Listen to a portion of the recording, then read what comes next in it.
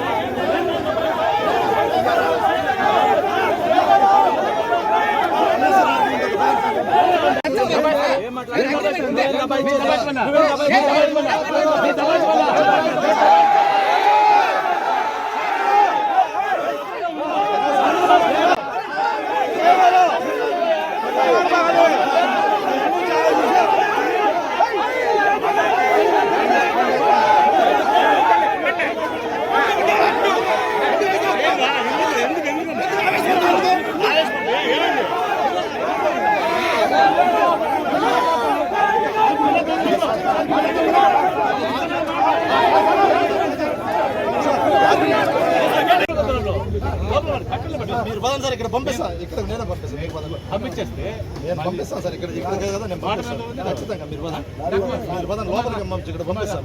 మీరు పంపిస్తాను.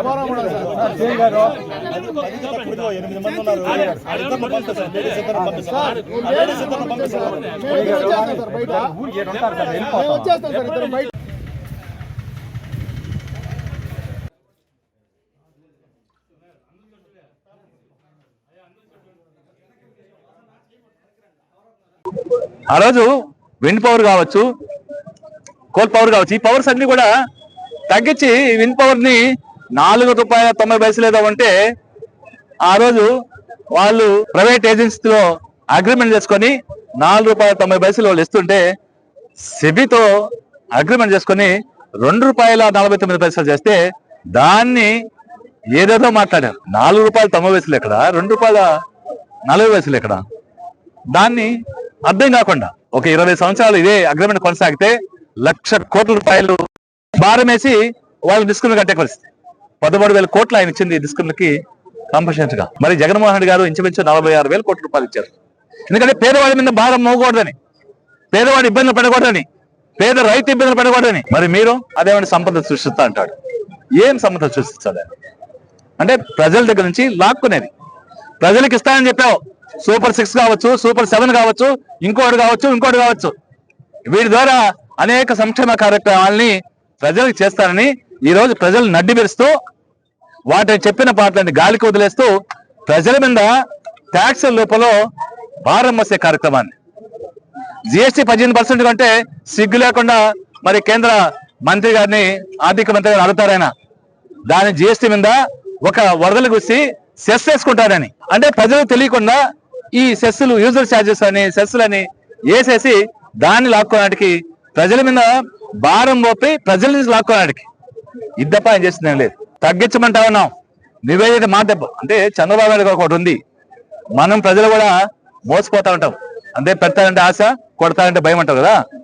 జగన్మోహన్ రెడ్డి గారేమో చెప్పాడు చేశాడు కాబట్టి ఏం అబద్ధం మాటలు చెప్పలేరు. చంద్రబాబు నాయుడు గారు గుడ్లు అప్పగిచ్చి చెప్తాడు అబద్ధాన్ని కూడా. నిర్భయంగా, నిస్సిగ్గుగా, సిగ్గు లేకుండా ఇది చెప్తున్నాము, ఇది మనం గతంలో చెప్పాము, చేయలేదు, మళ్ళీ ఇప్పుడు చెప్తే ప్రజలేమో ఈసడించుకుంటారేమో, ప్రజలు అసహ్యించుకుంటారేమో, ఇది ఏం పర్లేదు. మోసపోయే వాళ్ళు మోసపోతారు, మనం చెప్తే 100 మందికి మనం చెప్తే కనీసం ఒక 10 మంది మోసపోయినా కూడా ఆ 10 మంది నాకు ఓట్లేస్తాడు. ఆయన బుద్ధంతా అధికారంలోకి వచ్చేదానికి ఏ గడ్డైనా గడుస్తారు, ఏ అబద్ధమైనా చెప్తారు, ఎంత మోసానికైనా దిగజారుతాడు. కూటమి ప్రభుత్వం ఏర్పడిన తర్వాత ఈ రోజు ఈ రాష్ట్రంలో పాలన అనేది గాలికి వదిలిపోయింది.